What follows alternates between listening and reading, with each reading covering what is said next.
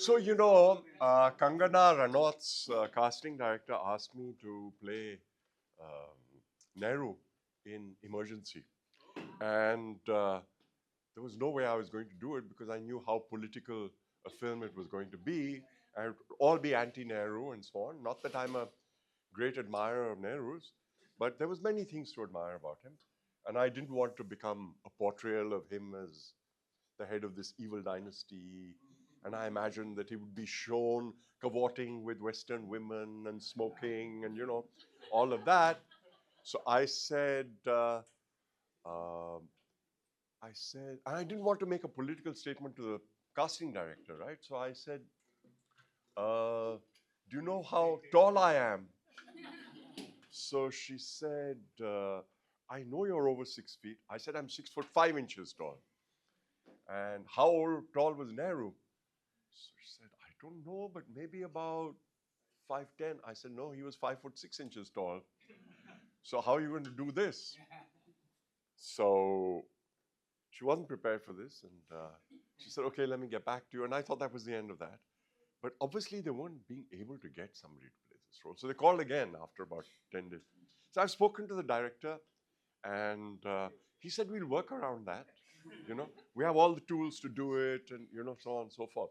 Now is really in a spot. But I still didn't want to make this political statement. So I said, I'm sure you can, and I appreciate the director's sentiment. But, I think it would be very difficult for a man as big and tall as me to play a small man. And there was no answer to that. So, yeah. And the other character that I was asked to play was Jinnah. But again, that was about demonizing Pakistan and so on. These days, it's much too political. That's just an acting. Yes and no. So there's a big question. There's a big question around it. So sorry we are diverting, but so I'll tell you. I in one movie I played not a movie, in a web series. I played a really really small part of a politician who was involved in child trafficking, in sexual trafficking of children. And it was just the briefest of appearances, no words. And a very dear friend of mine from theatre one day came up to me in a wedding reception and said, I am not talking to you again. So I said, what happened? Why? So she said, how could you do that? How could you play that role? So I said, well, it happens in real life. That role needs to be played. But why do you do it? I said, it needs to be played convincingly. The fact that you're so angry about it means that the director did a good job of it. But most importantly, what was the intent of the director? The intent of the director was not to glorify child trafficking. It was a voice against child trafficking, you know, and therefore, I think I did the right thing by being a voice against child trafficking. So, uh, anyway, but if the intent of the director is to demonize somebody, then I'd rather not be part of it unless I think that person is a villain. But this very simplistic demonizing and taking sides and so on and so forth, I don't think is part of is part of the arts. Right. Okay. So before I begin, I want to introduce my wife to you, Premila, who's sitting next to Kumar, and she's here partly because she's a board member at CCS, and she wants to make sure that and and I'm saying sorry, it was my job to have introduced. that's okay. Thank you for taking care of that. Quid pro quo, you remind me of the Chatham House rules in the last talk. So we're doing each other's jobs. And she's here to do a quality check. Are we delivering good quality lectures to our students or not? Um, okay, so I don't have a story for you. I don't have a fable. And as I said, I'm not an economist, and GDP is a very technical subject. So I don't know very much about it. So this is really a series of questions and of each other and answers to each other. All of you feel free to talk about. And actually, in part, this question that I'm raising was prompted by something that my wife said the other day and says often, which is in her particular case, she says a lot of what we do, women do, is not measured in GDP. And therefore, perhaps it slips from human consciousness. She's talking about the role of child rearing and so on and so forth. And it's a very enlightened view. It's not about our specific circumstances because in our cases, I was the primary parent and 24/7 dad. But it's a genuine question, or looking after your parents in old age and so on and so forth. So in part, it was prompted by that, but also by larger issues. Now, there are two broad views on measurement. One is the management view, which is that if you can't measure it, you can't manage it. That makes a lot of sense, right? But then there's the other view. What gets measured gets managed. What sense does that make? Yeah.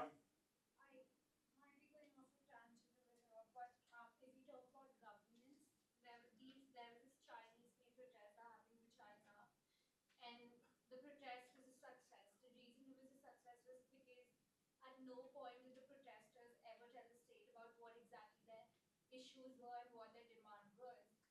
And because here the state always wants to identify the people, the issues, because identification is always the first step to regulation and monitoring. Okay, that's an interesting anecdote, but specifically this question, yeah. So, measurement can lead to micromanagement, that you just measure the most trivial things and sort of start micromanaging things. Okay, yeah, Ronak. So, for example, female labor force participation. Right. Just before, like 3, 4 years back, just after COVID, we saw the female labor force participation drop significantly, right?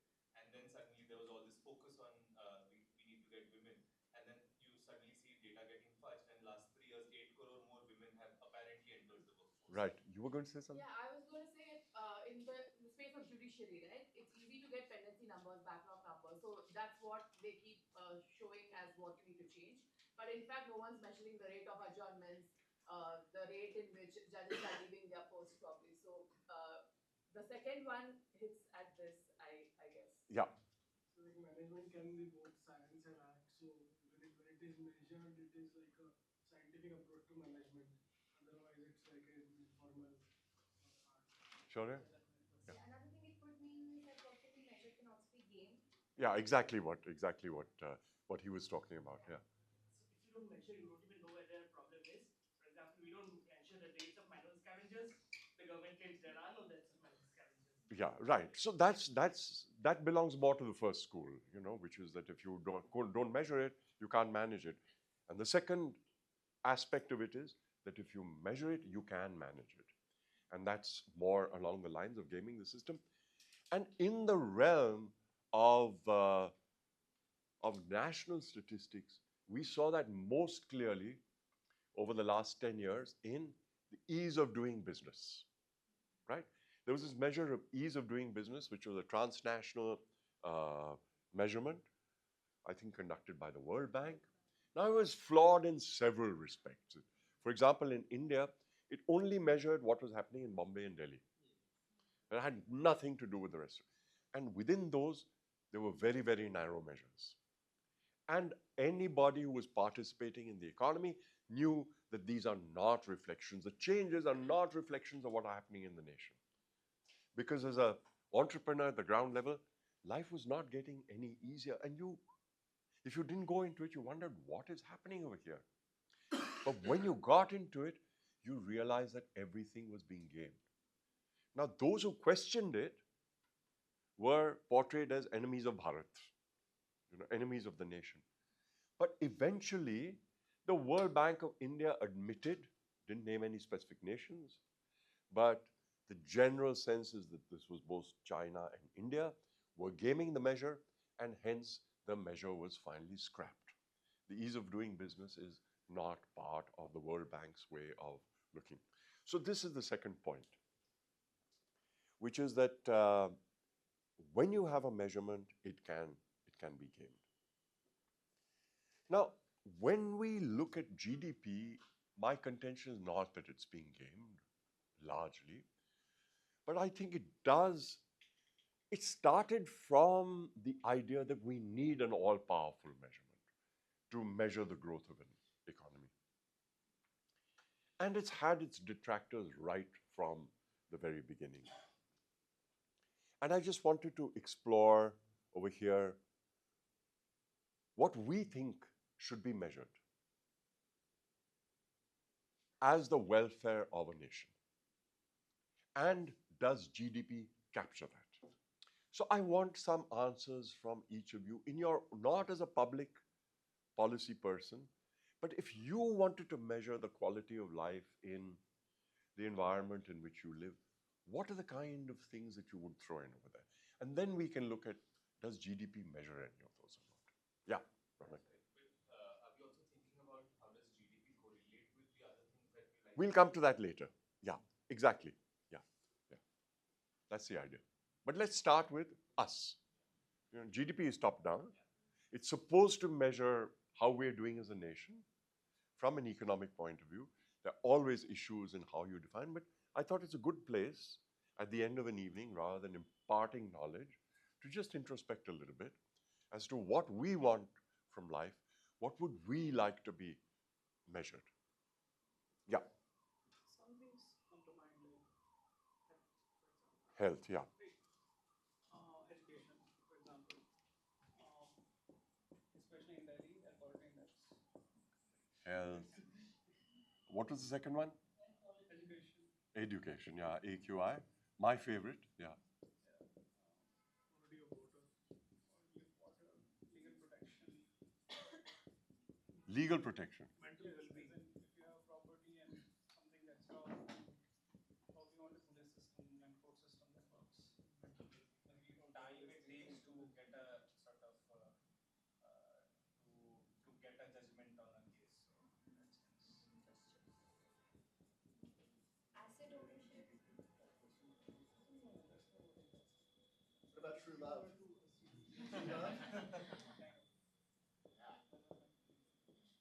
Leisure hours.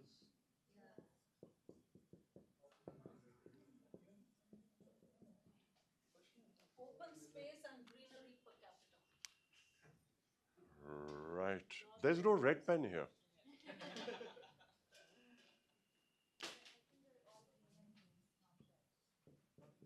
Green. Open space. Yeah, yeah, green. Broadly under green. Yeah. Thanks so much. This red pen is for this.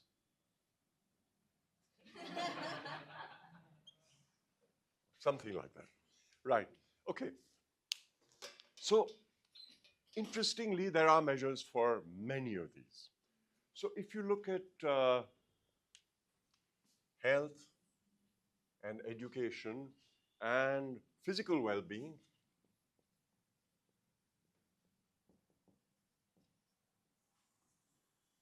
these were actually encompassed, or the largest constituents of another very, very widely used index.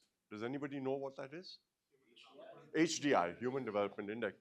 And as an interesting fact, who was the primary thinker behind HDI? Amartya Sen, right. So this is our national pride, Brian. Huh? What'd you say? I think we should throw him out. Yeah, okay. So yeah, there are many people who don't like Amartya Sen's way of approaching economics, and I have my quarrels with him too. But I think this idea of looking at alternate measures of well-being as a concept, while you can dispute them, is a very good one. And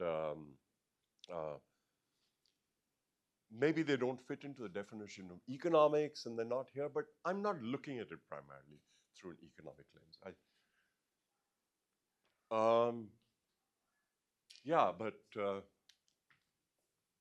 love, I don't, it's very important, but I don't think it can be measured. I think that some country measures happiness. Happiness, yeah, happiness index. Ah, gross national happiness.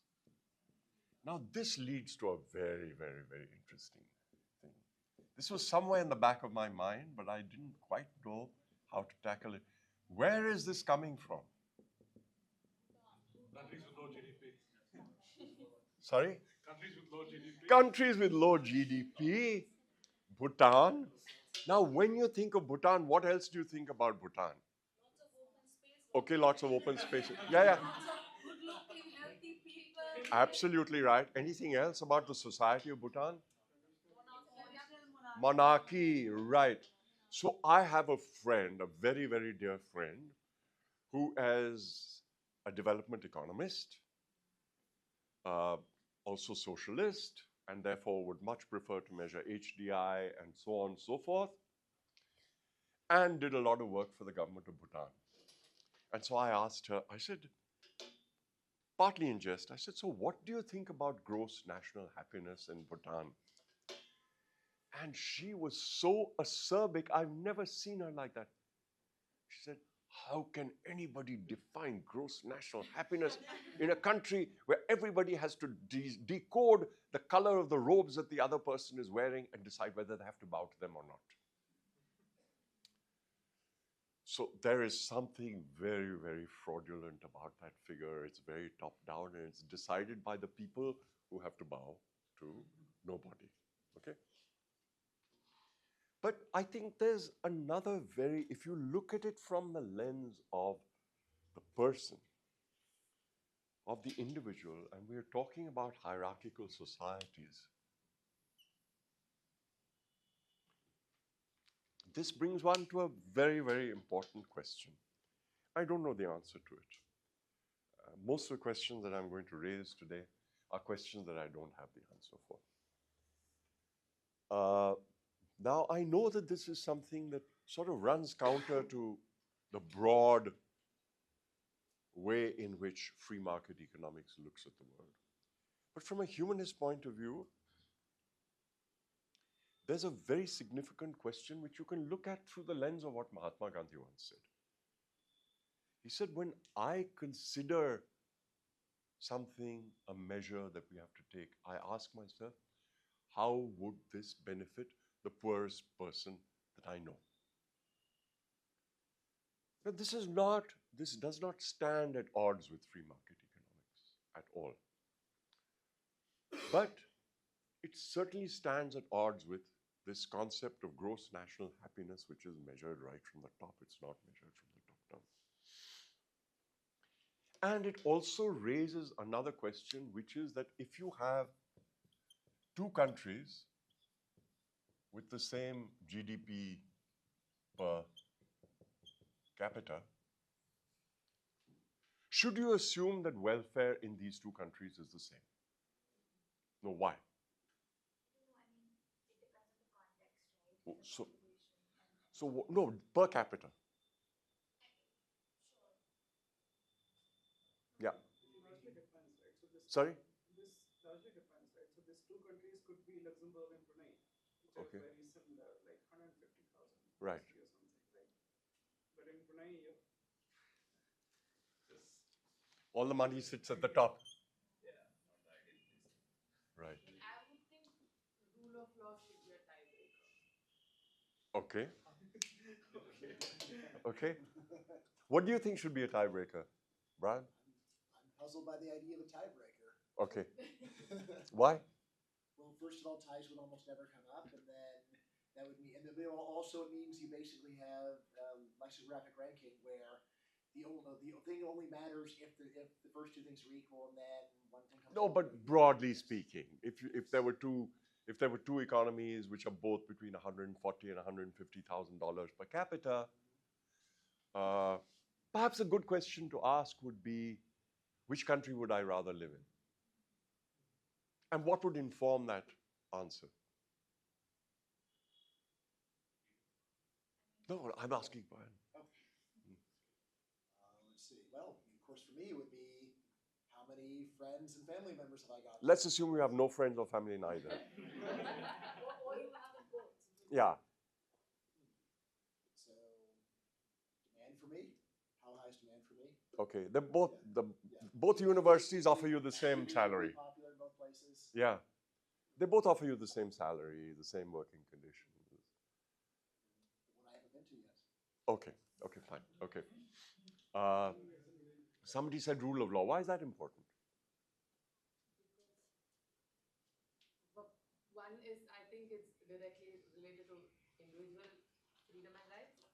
Second, if transactions business thrive in countries with better rule of law, nobody wants to live in an autocratic economy. Unless you're sitting on the top, or you're a Supreme Court judge or something like that, right? Right. Okay. Um, so now I have another question for you, which is that GDP is measured very simply by looking at the price of a product or service. Okay? And then you subtract from it the cost of producing that service. Now, I can get a 50 rupee haircut and I can get a 5,000 rupee haircut. They will both be counted equally as far as GDP is concerned, except for the fact that one of them may be in a slightly more expensive real estate, the place may be better done up, etc., etc. But I'm going to get. Is this right? Is this the right way of measuring GDP? This is PPP adjusted GDP. Okay, that's a separate thing. PPP is for comparing one nation with another. These are both in the same nation. In Delhi, I can get a 50 rupee haircut or maybe a 75 rupee one, and I can get a 2,000 rupee haircut. Okay? They will both be measured as GDP. They will both go in on the terms of the producer's selling price. Is this fair or not? In the 500 rupee haircut, there will be hair conditioning. Yeah, sure. No, absolutely right. So actually the way in which GDP is measured, just to be technical about it, but it's important, is that it's measured by value added. Okay? So the cost of producing the 500 rupee haircut will be a little bit more than the cost of producing the 50 rupee haircut. So that's already factored in. Now let's assume that the value added as measured by GDP is 4,000 rupees for the 5,000 rupee haircut and only 20 rupees for the 50 rupee haircut. So in fact, the gap widens. So now the question is, are these two comparable or not? Yeah. Is it fair? I mean, yeah, it's fair because I mean maybe the saloon where someone is paying more amount, it could be that there's also a different kind of economy which is around there. Maybe there's also a lavish restaurant that is around there and that is also gaining from it. But the one thing is that maybe GDP per capita, if we account for standard deviation, is after all a good measure.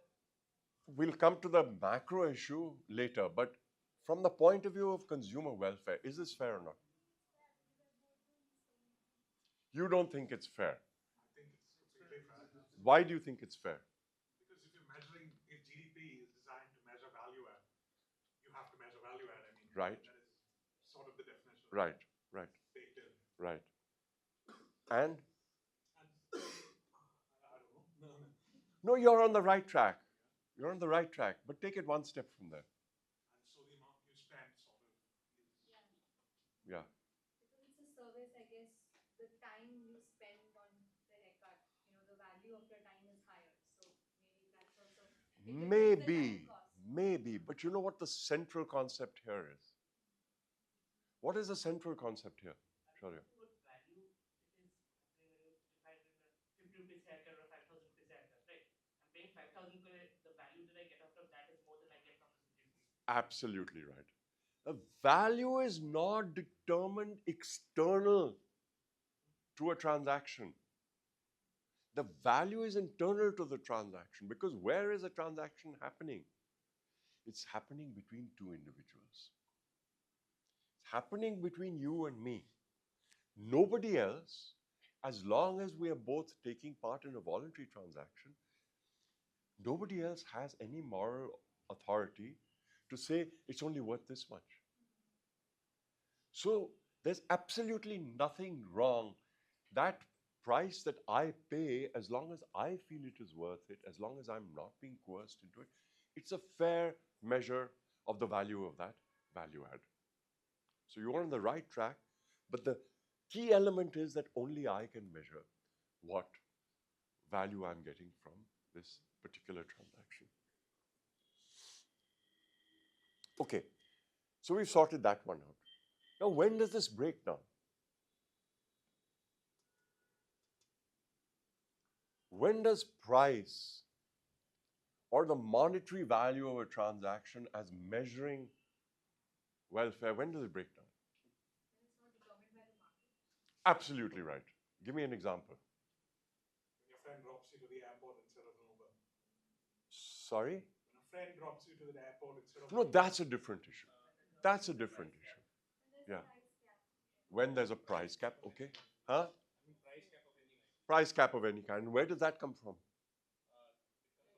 It comes from the government. Absolutely right. Yeah. So, measurement of GDP through the value of a transaction breaks down when the government gets involved. So, here's one example, a price cap. Okay. Any other examples? I mean, the reverse would be a monopoly situation or a cartel at play. Right. This is the price to a point where it's beyond the. Yep. Externally. Government cartel or private cartel? No, private. The private cartel of produce suppliers. It doesn't matter. A cartel is a cartel. It's the price which is above the market. Yeah. It doesn't matter whether it's a government cartel or a private cartel. A cartel is a cartel. But, well, yes and no. Because the question you have to ask is what we talked about this afternoon, which is over what time frame are you looking at economics? If you're looking at it over a sufficient time frame, how long can cartels last? Private cartel is very little. Exactly. Why? There's a competitive advantage in lowering prices. You can. Exactly. And because extra profits will invite competition. So the only circumstances under which cartels last is if they have government backing. Which is, how is that government backing manifested? Licensing, Right. trade barriers. Trade barriers, licensing, etc. So restricting free entry. And free entry is a primary requisite of any way to look at economics. The moment you don't have free entry, the basic laws of economics, of free market economics, start breaking down. So, Premila is absolutely right. Monopolies and price cartels distort a situation where price becomes an indicator of value added. But as I said, they are largely a creation of governments. Over a longer term, in the short term, yes, they originate with the desire of merchants to maximize profits without adding value. But let's move a step beyond this. Let's move a step beyond this. Where else can governments lead to a situation where price is not dictating value add? They can choose to ban something. Okay, similar. When they themselves provide some product or service. Right, absolutely right. When governments provide services. Give me an example. Public education. Public education. A favorite topic of CCS. With good reason. With very good reason. Let's look at Delhi, for example. Roughly speaking, for the Delhi government to educate children costs roughly, at last measure, 70,000 per student per year. You're more up to date than I am. This is just a broad number. 70,000 rupees per child per year. This does not take into account the expenditure on buildings and so on and so forth. What does it cost a budget private school to educate a child? 7,000 a year, 8,000 a year, 10,000 a year, right? And what is the quality of education as measured by output in these two cases? More or less the same. Okay? Yes, it is better, but statistically, once you adjust for family background, etc., more or less the same. Let's not stretch the point because the gap is not 10% in terms of cost. It is 90% or 900%, depending on which way you look at it, right?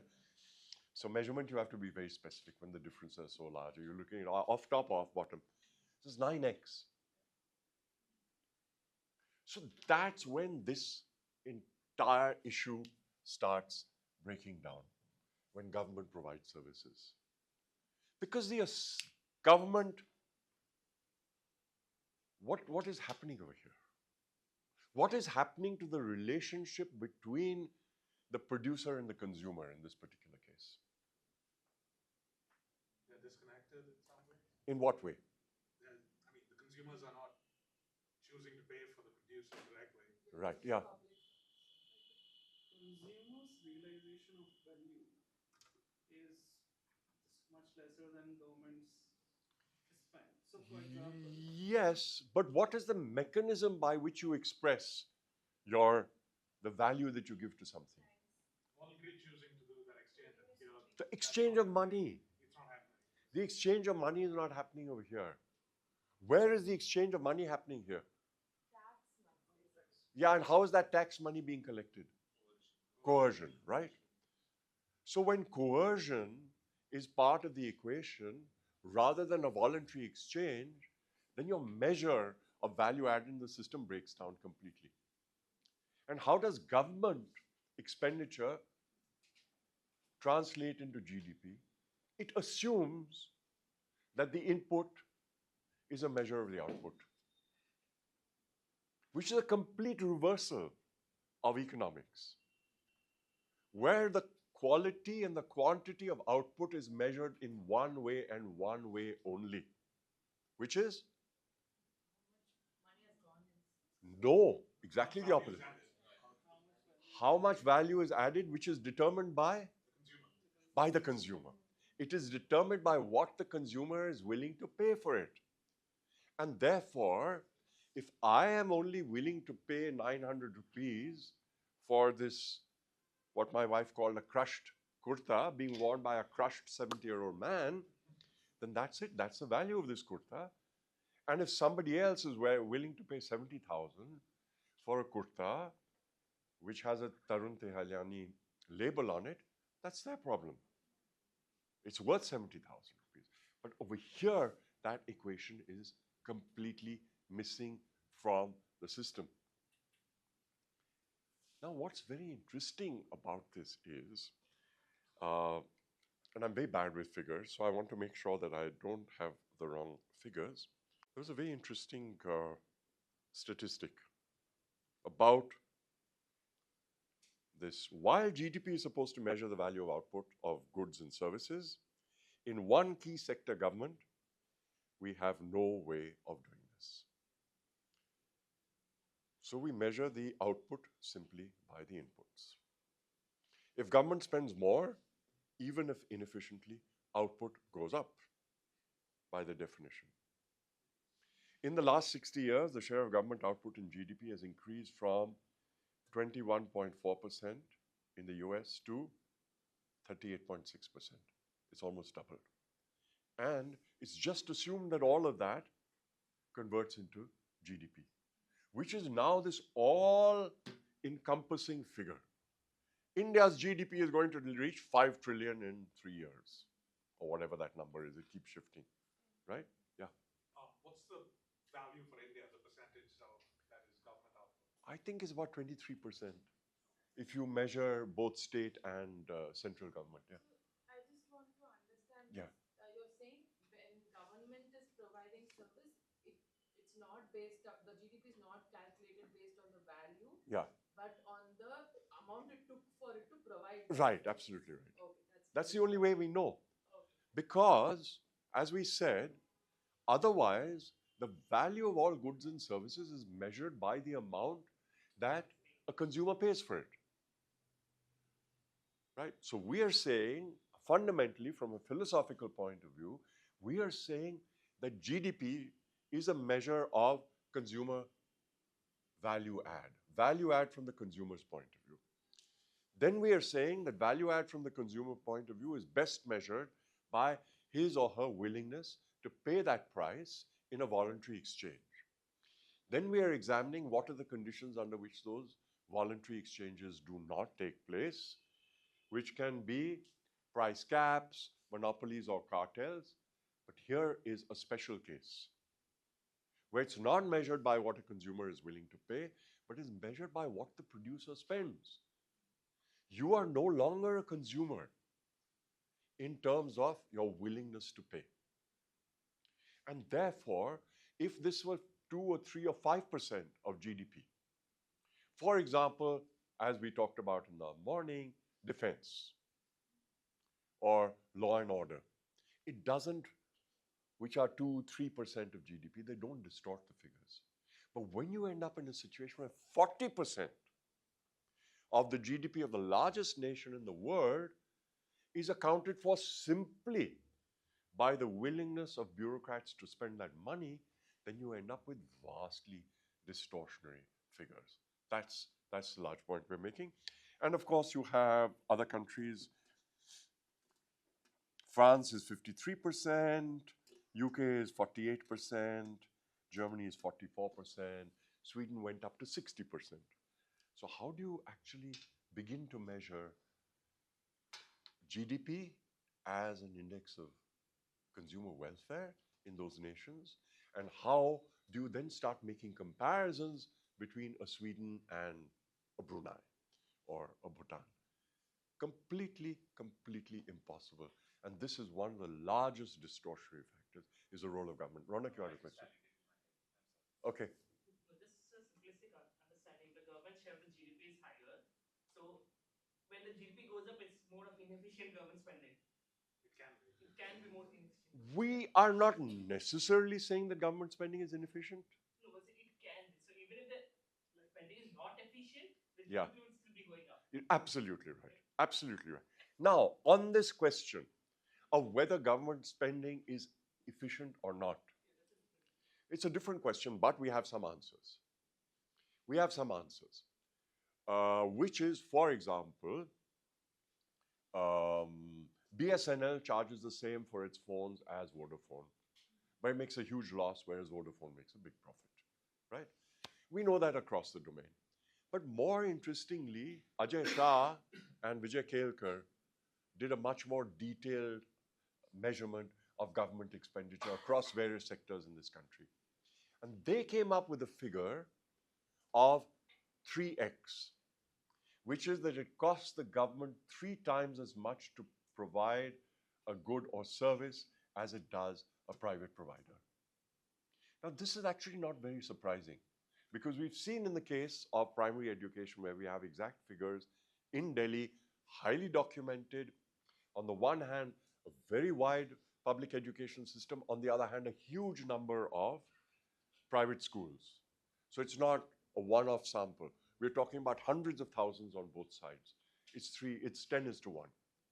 So 3:1 shouldn't surprise you. Now, if you apply that same 3:1 figure to the US, Brian may tell me, no, the US government is not as inefficient as the Indian government, or he may say it's vastly more inefficient. And so a toilet seat for a space mission costs $10,000. I think that's a figure that I remember. Whatever it is.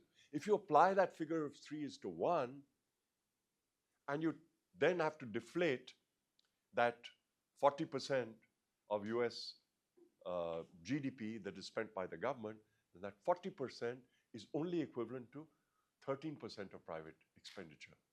So you then need to knock off some 26% from the US GDP. Yeah. I have a question. Yeah. Actually. Yeah.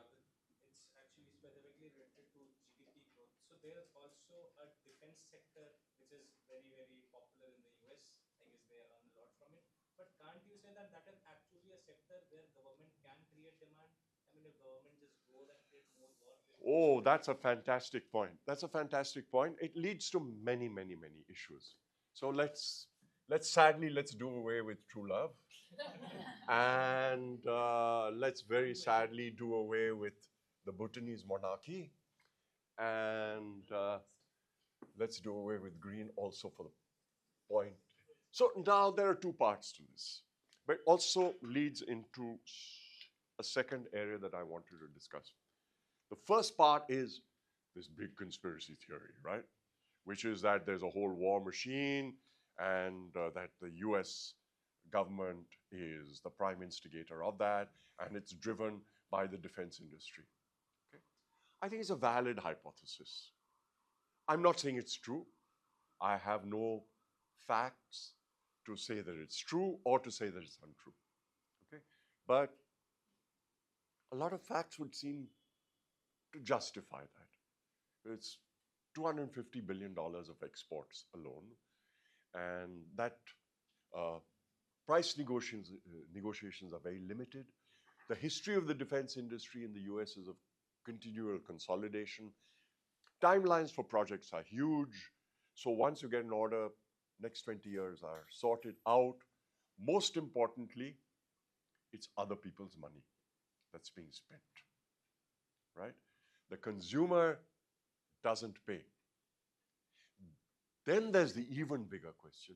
Who is the consumer of the defense industry? And how is the defense industry adding to welfare? These are all very, very difficult questions to answer, right?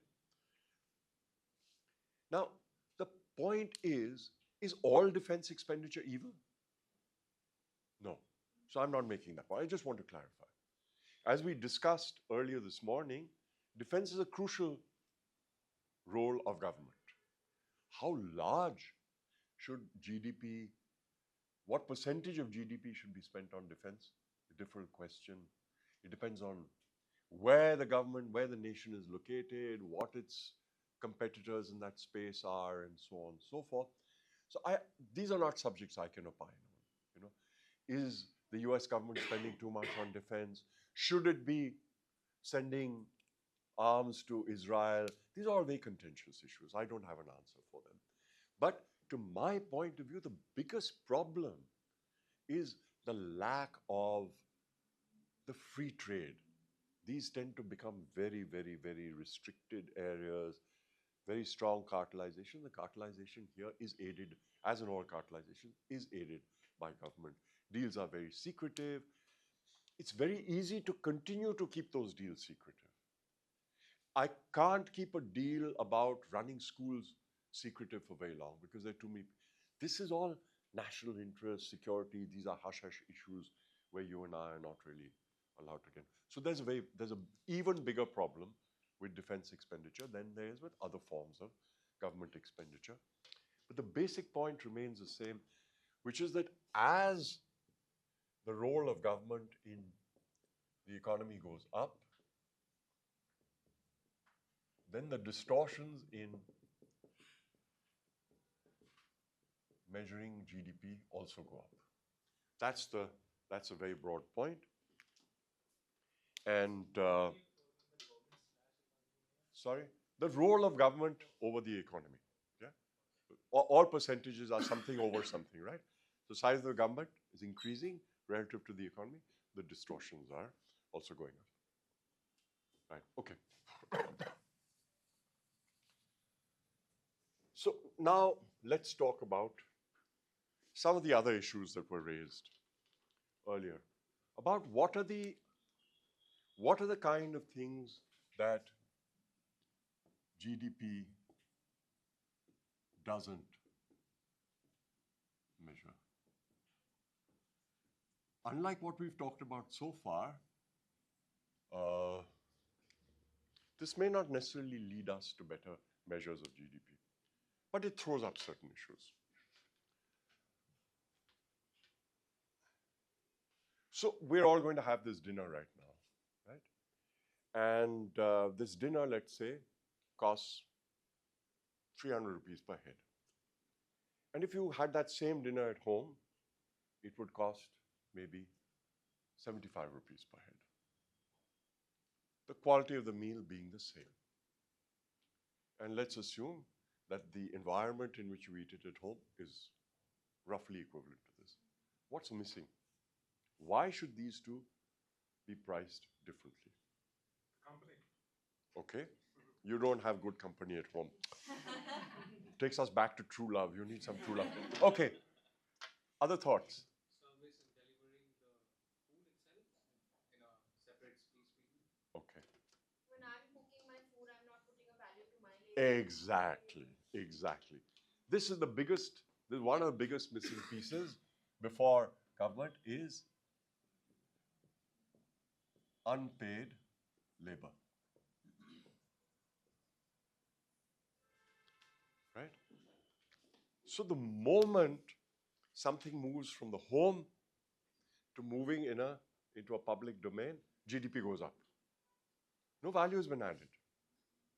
Okay? Except perhaps the value of, since most unpaid labor at home is done by women in societies like us, what it does do is it creates a monetary stream for women. And that has its own societal value. But in terms of value add, you can look at it either way. You can look at it, depending on which political stance you come from, you can look at it as the fact that nothing has changed, yet GDP has gone up, and therefore it's a misrepresentation. But I think the other way to look at it is that GDP was always there. It was not being measured, and the contributors to it, their contribution was not being attributed. And this is certainly true for this nation. That we are not measuring a lot of what actually should be going into GDP. And the biggest source of that is unpaid labor, and most of that unpaid labor is that of women. Okay? Very, very difficult to measure. More than that, more than this provision of food and house cleaning and laundry and so on and so forth, is childcare. Child production also. Okay, wait. That's the most important. No, stuff. I don't agree. So childcare, because as I mentioned this morning, that lecture by Professor Heckman, the quality of scaffolding, which was the term that he used for it, that is given to a child in its first years, is a huge contributor to the quality that is imparted to their lives and their agency in the world and their ability to contribute to society and economy. And that is not being measured by any measure. Now, ironically, if you take that child out of the home and put it in child care, it's being measured. And that child care, typically in societies, especially advanced economies, is hugely expensive. Child care in the US can cost as much as $30,000 a year. You're raising your eyebrows. No, it's true. It's true, right? Okay, yeah. So $30,000 a year It's low. is low. Okay, right. Sorry, I'm out of the times, you know. Uh, 30, 40, $50,000 a year. And my submission is that it's vastly inferior to the quality of childcare that a parent would provide. Because it doesn't transmit the values which I think are of a parent to the child, which I think are hugely important. And in our particular case, I decided to be a full-time parent. It doesn't matter which parent it is, you know, whether it's a wife or the husband, it doesn't matter. And it was for this very reason. In India, if you're well off, the assumption is that the child is going to be brought up by a nanny. Because the disparity in wages between the upper class and the lower class is huge, and it's not going to cost you $30,000 or $40,000, $50,000 a year, it's going to cost you $5,000 a year or less. But as far as I was concerned, I said, I don't want the values of an uneducated maid to become a huge influence on my child. I was willing to make a trade-off of $50,000 or $100,000. So in a sense, in terms of opportunity cost, I was paying as much as professional childcare, but the economic value that would be ascribed to it would only be $5,000. And in fact, GDP of the nation went down by $50,000 a year because this highly educated man of 45 with high level corporate experience was now outside of the workforce. So the GDP actually went down rather than going up. So there are these kind of distortions that creep in because of unpaid labor. So unpaid labor is one very, very broad, one very major example of where distortions in measurement of GDP creep in. Yeah. So how is it different from hiring a gardener versus me taking care of my garden, or hiring somebody to walk my dog versus me taking care Same of thing. It's the same thing. Absolutely the same thing.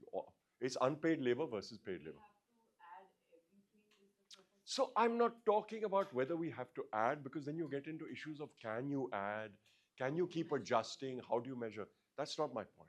My point is just to explore and ask questions about how accurately does GDP measure welfare in a society and allow you to compare across nations. Yeah. From a relative perspective, if none of the nations do this, does it create a distortion? So, No. are you saying that if they do start doing it, we'll actually see a different kind of relative GDP? No, what I'm saying is that if you actually have to start comparing, then you need to take some of these factors into account. And that may change where countries rank. Yeah. So if, for example, you have really low female labor participation, you should be adding something to the GDP because you should be assuming that they're contributing something, not that they're not contributing anything, right? In fact, there's a whole movement now among professional women, many of them in finance, who have had to take more role in the house because of children or old age care. So they are arguing that women who stay at home to raise kids, to look after the old, should be paid a pension. We are not sitting painting our nails. Fair enough. You know, so There's a sexist element here because nobody is saying that this should be done for whole-time dads as well. But nevertheless, yeah. Generally, it's Yeah. Who's the willing consumer who's Huh. buying this good? Good question. Good question. I'm buying the good. But you're producing yourself. So isn't this almost like measuring government GDP? Yes and no. It's not like measuring GDP not like measuring government expenditure, because the opportunity cost of my time is already determined by the marketplace. So if I'd gone to work, you could have a fair measure of how much money I would make. Same argument would apply if you're using that time for leisure. Oh, absolutely. So leisure is a big question mark. the output is the quality Kutu, of the job. Babu, yeah. Leisure is a big problem. And the problem with leisure is that each of us place a different value on leisure. So I, for example, place a huge value on leisure. Other people may not. Stuff like that becomes very difficult to factor in. Some stuff you can factor in, like unpaid labor. You can actually take huge macro level measurements of it.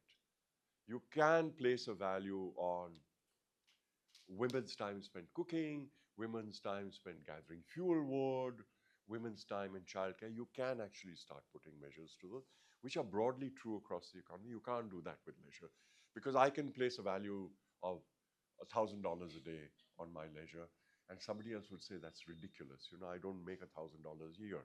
So there's a big problem with that. But for many of these, we can. Okay, I want to go to some things that rile me personally. Yeah.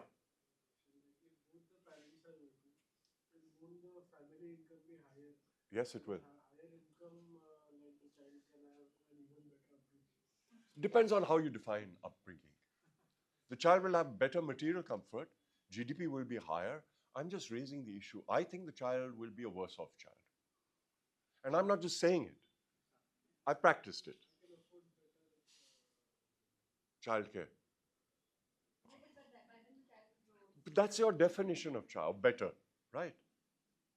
See, you make that choice, right? But from a GDP measurement point of view, there's absolutely no question. What you're saying is absolutely right. GDP will go up. But has the welfare of the child gone up is a question mark that I'm drawing. Okay. Now I want to go to another area, which is that even when expenditures are voluntary, even when they are taking place as this free handshake between two individuals, where are the distortions that creep into GDP as a measure of welfare of the nation? Any thoughts on that? I'm not sure I'm answering because Doesn't matter. But if say there is labor law which says that overtime wages have to be paid when the employee is working for 5 more hours, and in a country which can enforce that regulation versus a country that cannot enforce the regulation, you're reducing the value. If he's paid less, he's not paid for his overtime, then you're reducing the value he's adding to the GDP. Okay, fine, that's true. That's Ajay बहुत काम करवाता है पवित्रा से. Huh? XKDR. At XKDR, she's working quite long hours. Okay, yeah. I mean, it depends what you mean by free market. Hmm. Free market unstifled by regulations, or Yeah, free yeah, market that exists No, within a unstifled. regulated- I'm saying even. completely free market, Yeah. unstifled by regulations. Okay, I'm not sure. Okay, so here's a question. I don't know the answer, like a lot of these questions. I go out and I buy a pack of cigarettes. Purely voluntary transaction. That's added to GDP, right? Hugely. And now, 20 years later, let's say 10% of people who bought those cigarettes are going to end up with lung problems. And now they go to a doctor. And that doctor's consultation and the medicines also add to GDP. Compare that to a perhaps hypothetical situation where nobody smokes cigarettes and hence the prevalence of lung diseases is much lower. In the first case, GDP is a lot higher than in the second case. Not necessarily. I'm saving that money. I could spend it on other things. Yeah. I could, so in that second case, Hmm. my money is not going to the cigarettes of the doctor, but I could be investing it. I could be spending it on water sports. Great. Okay. Yeah. Without getting too much into the ethics of intertemporal choice making, but if I am, as a smoker, willing to trade 5 years of my 70 to 75 years for an additional sort of joy today, I should be able to do it without there being an objective measure of welfare, right? Great answer. Great answer. I think both of these are true. The first illustrates something very important, which is that money is fungible. And if you don't use it in one place, you're going to use it in another. And the second is that this is still free choice. When does this break down? When I have to breathe heavy air. Or when I have to breathe your cigarette smoke. Right? So externality. Yeah, externality. Negative externalities. That's when it completely begins to break down. And this goes back to what I had erased over there, which is green spaces also but in this case we are talking about brown stroke gray spaces. Right? Some other examples of negative externalities. Pollution in general. Yeah. Honking. Honking, great one. Great one. I hate noise. Great example. Bad traffic, bad roads. Sorry? Bad traffic, bad roads. Bad traffic, bad There's a lot roads. of time that is like the same. So does somebody have a view on what he's saying about, let's take the two separately, bad traffic and bad roads. We did sort of discuss electric road pricing, congestion pricing. Right. So we go back to the question, which is, you were just saying? No. I thought I heard you say something about government. I said government Exactly, exactly. Because how is the construction of roads paid for? Coercion. Paid by coercion. It's paid by coercion. You don't you don't have a choice of how much road tax to pay on your car. You don't have a choice of how much fuel cess you're charged for when you buy petrol. And you don't have a choice of service providers. Roads are a government monopoly, and this has more or less been accepted all over the world. There are very few examples, and there are issues.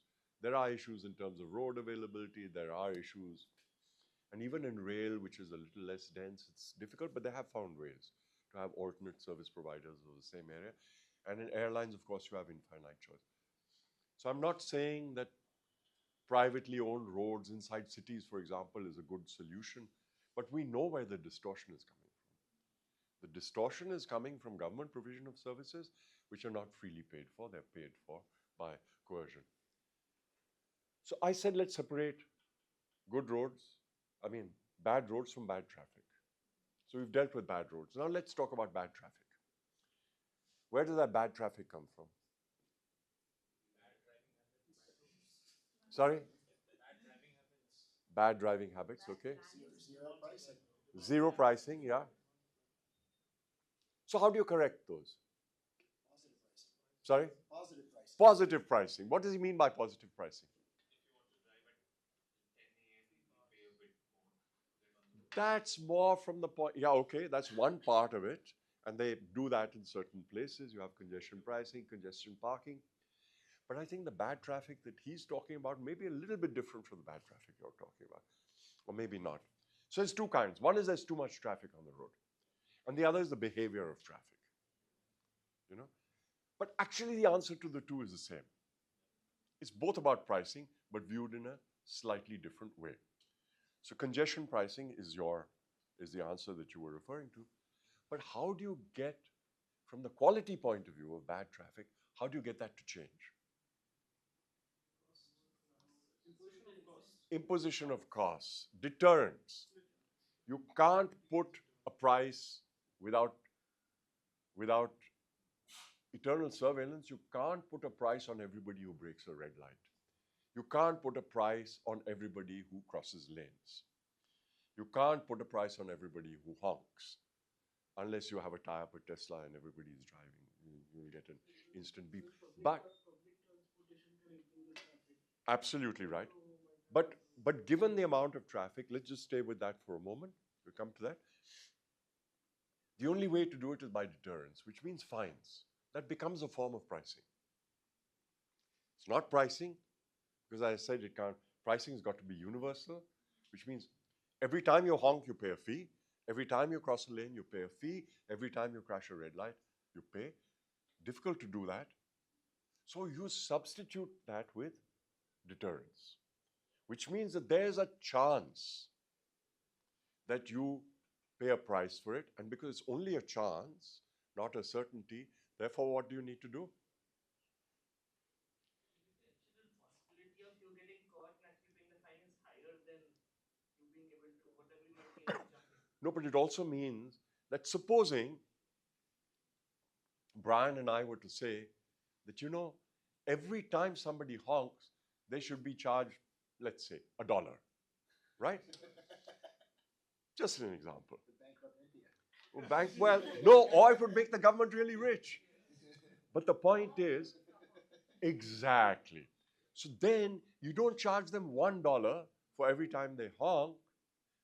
You charge them $100 for every time they get caught honking. And so the actual price comes to $1. The problem in a country like ours is that the deterrence for these is virtually impossible.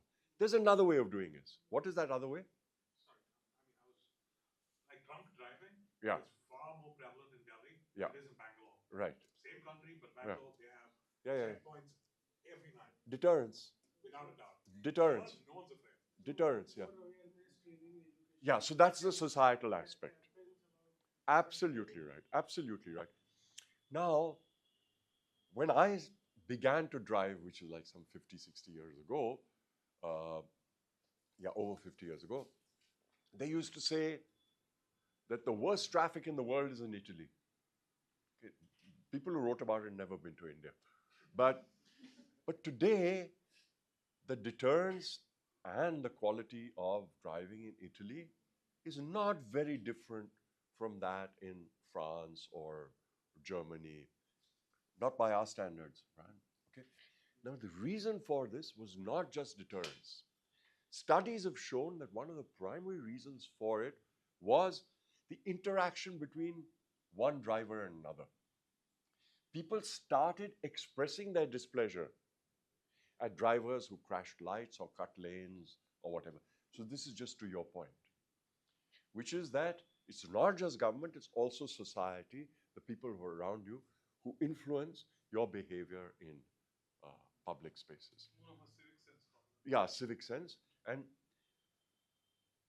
It's you reacting to the incentives and institution structures that you have around you as a driver. yeah, right. Except that I'm saying it can also be non-monetary.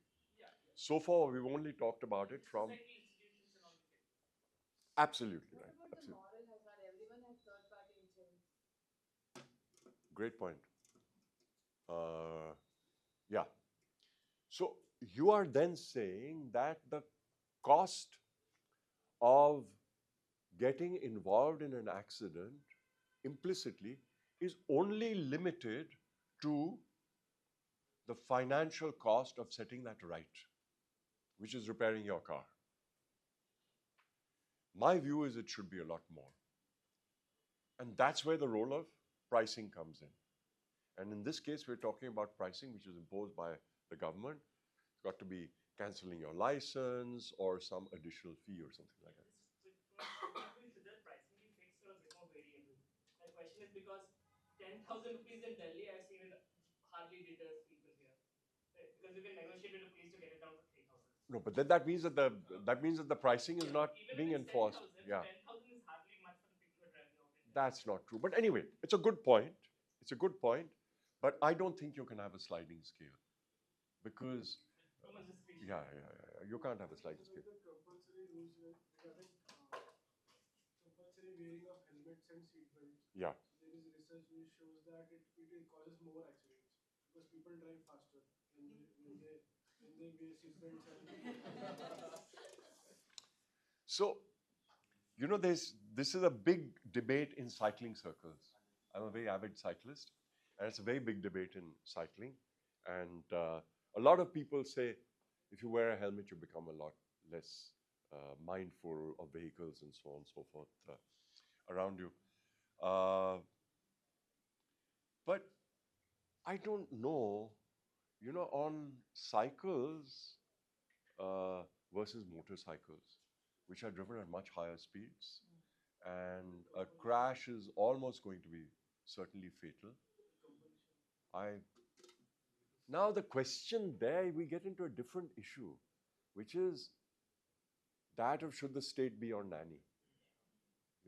Where you're not imposing a cost on anybody else. The cost is only on yourself and or your family of whom you are the representative. I think it becomes an issue if the state is also a provider of free medical services.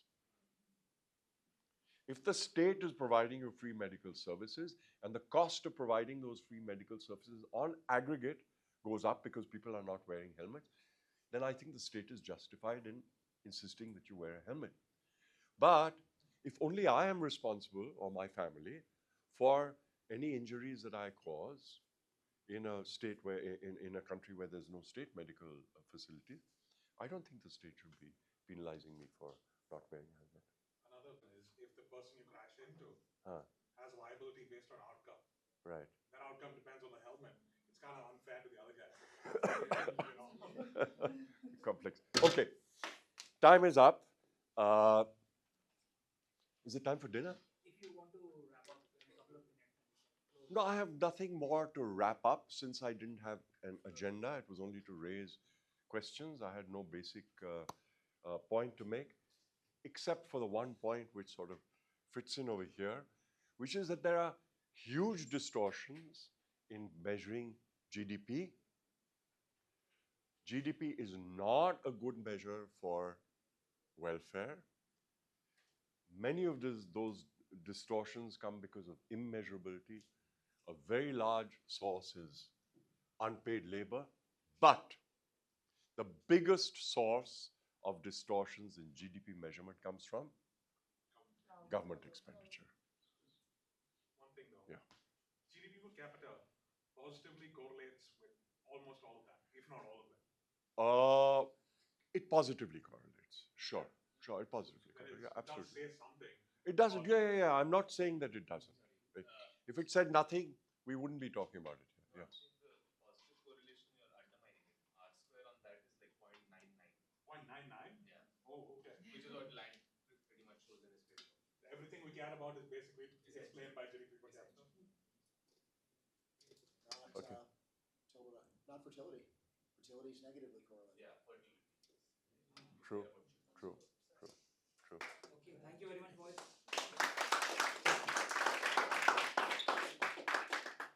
Which shows that having children is not considered a virtue. It doesn't associate with wealth. If your animal has a baby, GDP goes up. But if you have a baby, GDP per capita goes down. Per capita, true. Yes. True.